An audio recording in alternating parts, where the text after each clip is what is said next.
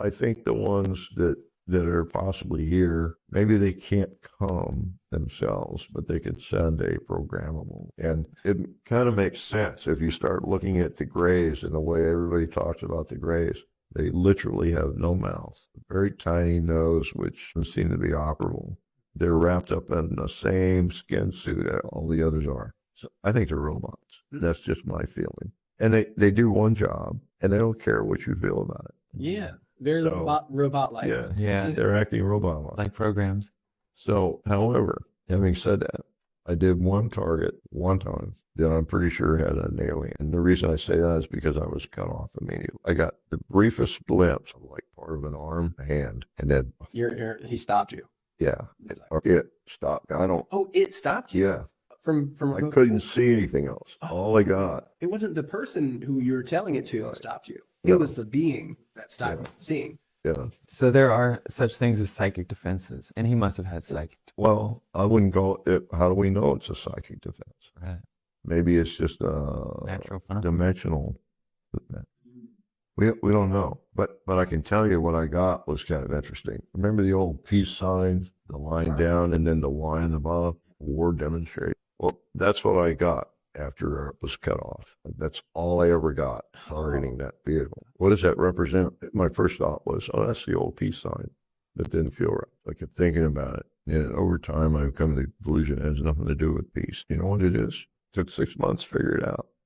It's the inside and outside of an empty box, corner of an empty box. And when I came to that conclusion, I know that's probably right because I started seeing 3 blocks.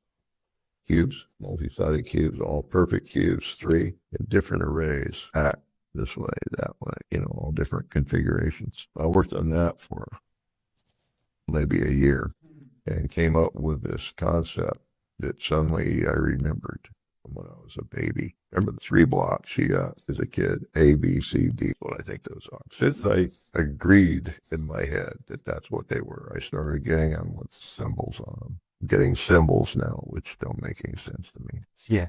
Yeah. Probably going to take 10 years, 20 years to figure that out. But I think it's a form of communication. I'm not sure yet. It's just what it is. What's interesting, that particular vehicle was captured overhead. And it was doing without 300 feet across. Well, that was a pancake. Made a 90-degree perfect 14,000 feet. So that's the only one that had an alien on it. Yeah. And I'm thinking, well, good thing it was alien because if it was one of us, we'd be Jello. Right. It's a fair point. So, but that's the only one I could come up with, I think. There was one other, but I think that was a robot too, but it's a very small robot. One crashed in the New Mexico desert next to a mine. It was a dry mine where the guy would fill buckets with dirt, take them to his house near LA and wash them out over weekends. And he heard a crash, and it happened behind him. When he turned to look, there was an aircraft auguring into the ground and a disc coming. So they obviously had collided. And when it got to his mine, there was like a cliff face, and below the cliff was his mine, his dry mine, and then some rocks and things. And this thing hit the cliff, clipped the cliff, went over his mine and hit in the rocks and embedded there. And he ran over. His story is he ran over there to see if he could help. He didn't know what it was. This is like in 1950 something. And so there was this partially ripped off piece of metal, and he started pulling on it. And he said suddenly it just opened. And he said about a 4-foot jackrabbit came out of there and took off to the desert. Just took off. And I'm thinking, what was that guy drinking?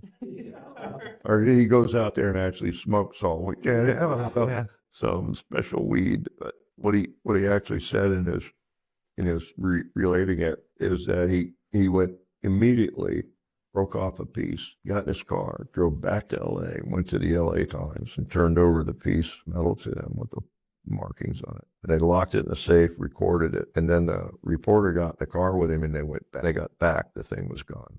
He said there were tracks pressed into the desert. Well, that's the report that was in the LA Times that I read. And I and a couple other people went looking for his dry mine because they record their mining. Yeah.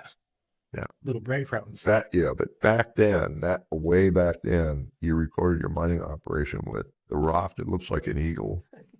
next to the Socorro cactus, facing due west, that kind of stuff. Yeah. It only took us about 2 weeks to find it. We found it. And the partially circle impact area where it hit the rock and scattered other rocks, it's still there. You could see it. And some of the tracks of the heavy vehicles are still there. Never gone away because it never rains out there, And we found the wreckage of the plane 6 miles away in the middle of the big, burned out hole. Metal, like Yeah, metal plane. I mean, it was like a Piper Cub or something.